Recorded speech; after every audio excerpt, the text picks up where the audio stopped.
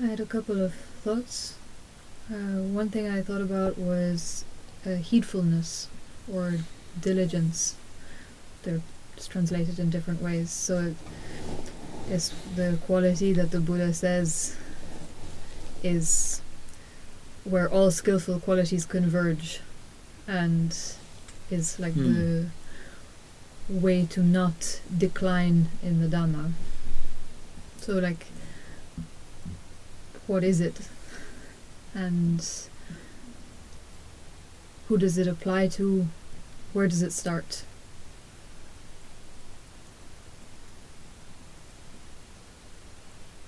Anybody else want Any to say opinions? something? Yeah. It applies to Sotapanna. So the heedfulness. So can somebody without a right view be heedful? No. At least. In a common sense, yes. Yeah. Whatever you want to achieve, you have to be heedful. So it actually applies even Mhm. before Yeah. Sotapanna, in a sense that if you recognize that it is your task to develop the right view, and then you're heedful in regard to that task, it is the heedfulness that will make you seek the right view. Mhm. And then obviously once you have the right view, that heedfulness will make you develop it further. So that's why the Buddha singled it out as the sole factor, because it would actually pertain to somebody from the moment of hearing about the possibility of freedom from suffering to the moment of understanding the freedom from suffering and then fully developing it. If he is heedful, he would find a way. Will that alone make him find a way? Oh no, of course not. Is it? No. That's why, you can be heedful, but if you don't come across the right instruction, if you don't attend to it rightly, you won't. You won't get the right view. But it seems to me there's a difference, something of a difference in what would constitute heedfulness. Like, you'd be heedful in regard to what for somebody without the right view, as opposed to being heedful in regard to what. So for what should a somebody. person without the right view be heedful about? What I was thinking was mainly, well, heedful of the peril of not having the right view, or knowing that you. Heedful of the fact that you're not Sotapanna, Yeah. and like take that seriously in that sense. So if a person is heedful about it, they won't slack the effort. They won't sort of fall into the assumption that they know that which they don't, and so on, because they would constantly be heedful about the fact that, well, am I free from the first three fetters? Do I see the Four Noble Truths? Am I my own guide? Do I need to defend my views? Am I beyond doubt? All of that is like, no. Well, then I'm not there yet, so I should remain heedful. So in other words, heedful will pretty much stand for being, at that stage, actually at any stage, would stand for being honest and authentic. So a Sotapanna, Sakadagami, Anagami should also be heedful of the fact that they still have work to do. So it would be the same principle.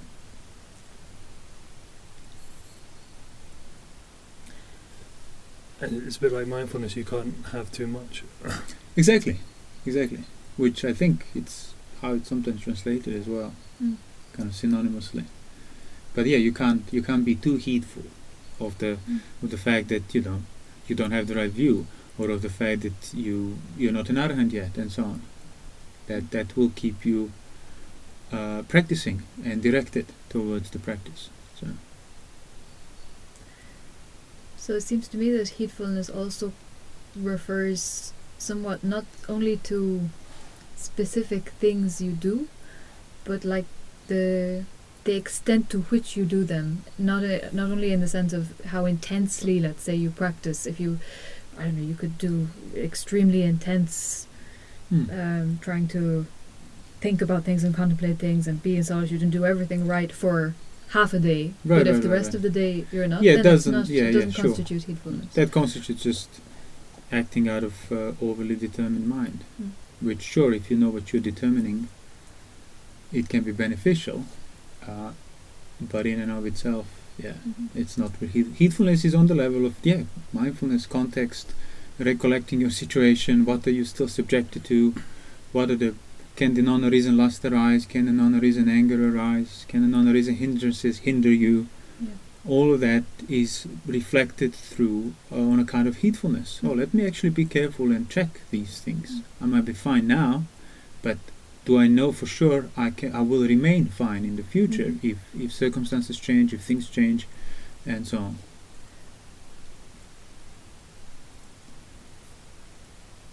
And then keeping that in mind, not slackening in regard to it, in the sense that, you can't think, oh, I'll just do this for a certain amount of time and then I'll take a break. It has to be basically done up to the point, up to the extent necessary, basically. Yeah, you can take a break from the individual determinations of I'll do this or I'll do that, if it's too much, if it's too tight. But there is never a reason to take a break from heedfulness, in as much there's never a reason to take a break from mindfulness. It's exactly the same. Can I take a break now? Yeah. Is there a danger of me taking a break now? So I can take a relative break, in a sense of I mustn't forget that there's still work to be done. So sure, I need to catch my breath. You can't just keep going at the same pace. But that needs to be understood, that heedfulness and mindfulness, there is never a reason or a justification to take a break from.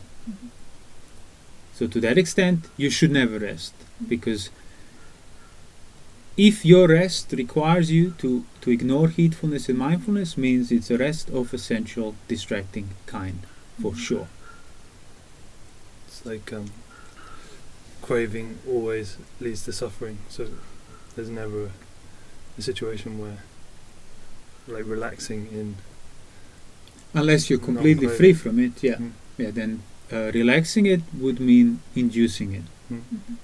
So relaxing from heedfulness and mindfulness, so that like a general sort of enduring memory of your situation, of your liabilities, of all of that, that gives rise to identification, personality view, craving, everything else. That is already there, underlying tendencies, waiting for things to become suitable for them to appear. So mindfulness, that's why mindfulness is the path to that deathlessness, to freedom from all of it. And it's kind of learning how to be heedful and mindful without needing to do it on account of your determination and inspiration. Because then when those things are gone, your heedfulness and mindfulness is gone, and then you're back pretty much in the perilous state of sensuality and liabilities. Yeah, so because they are, if they're fully understood, or at least initially understood correctly, you would get a hint that they are truly effortless. So you don't need to rest from something that doesn't require effort. But how then does that mindfulness, that heedfulness, become effortless? By understanding it. Understanding the nature of it. And what factor allows it to be effortless? So you can understand it. Mindfulness is this, heedfulness is that, but there's that other factor which, if you see, you are automatically careful. If you develop, you automatically.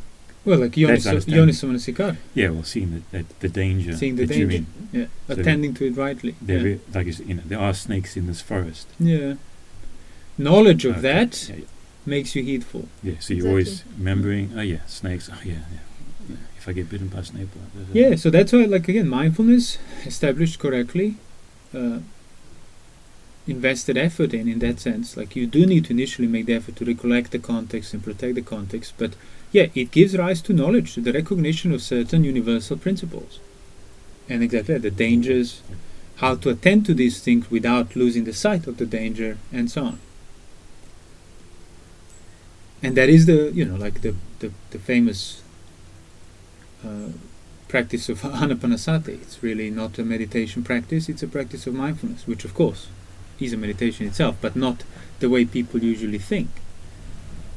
So the whole idea of these types of cultivation, the satipatthanas, the anapanasati, is just to permeate all the aspects of your experience with the same recollectedness and same heedfulness.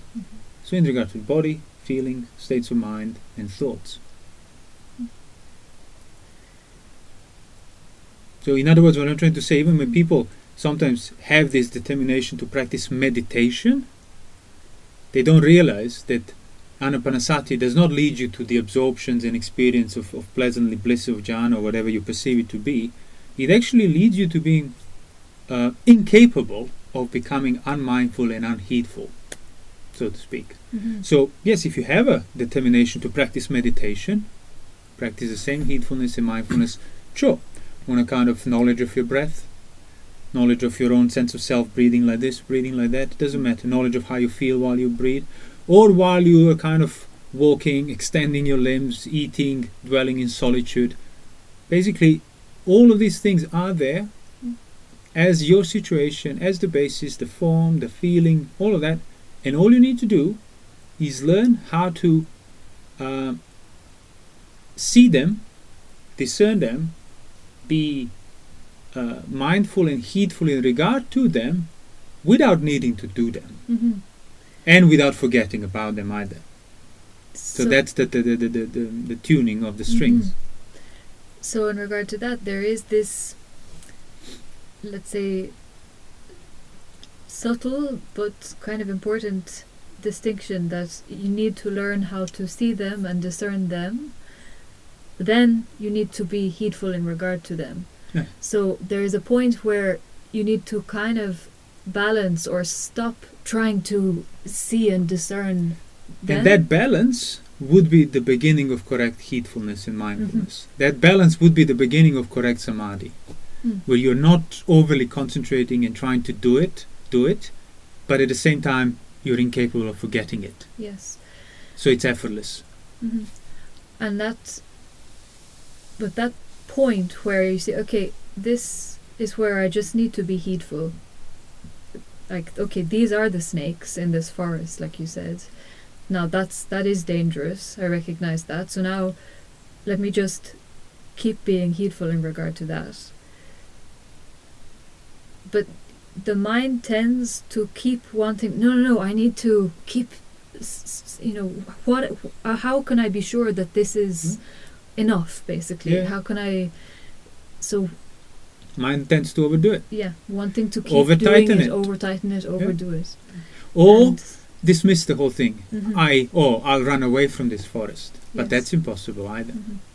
So you realize, well, you can try to run away, which always resulted in you returning back in the forest and getting bitten by snakes, because you didn't discern them sufficiently enough where the dangers are. Or exactly, becoming overly invested in discerning even stuff that you don't really need to discern in that sense. So knowing where to stop, knowing to recognize where that kind of middle ground is, that then if you Just dwell on, keep invest dwelling in, it. protect, it can grow. Mhm. But not if you over tighten or if it's too loose either.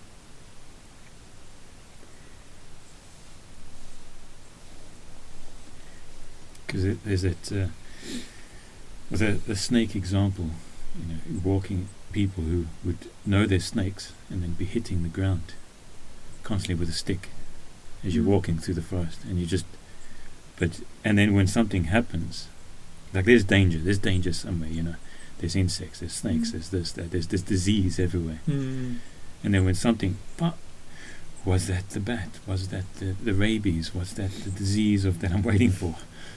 So you just completely, it's as if you were already bitten. You've gone too far, too tight in you're careful, but you've lost it. You've lost the context, you've lost the plot completely. And then if something does really bite you, you're done. So yeah, you need to have that balance and see, okay, there's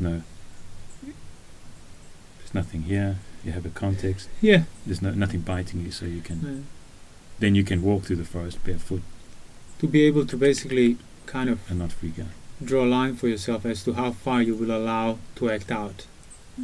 Okay, so if there are a pile of leaves here, Hamptonals might be hiding in it, so let me sweep it. But that doesn't mean now, for the rest of my time in the forest, I will walk with a broom everywhere. no, if it looks good, I avoid it. If it doesn't, it's all right. But if you start giving in to, no, I'll sweep this and I'll sweep that, means you started acting out of fear and concern. And then you are losing perspective, which means now you're even more exposed. Basically, the more you act out towards defending what you obviously implicitly took as valuable and yours, well, the wider the basis of the danger that you're applicable to becomes. That's that monk that was in the Arahant in the suttas. Well, people didn't know he was an Arahant, going around the forest saying, oh, what a pleasure, what a joy, what a bliss. And they thought, oh, he must be remembering his former wives or something. So they went and told the Buddha. The Buddha called him.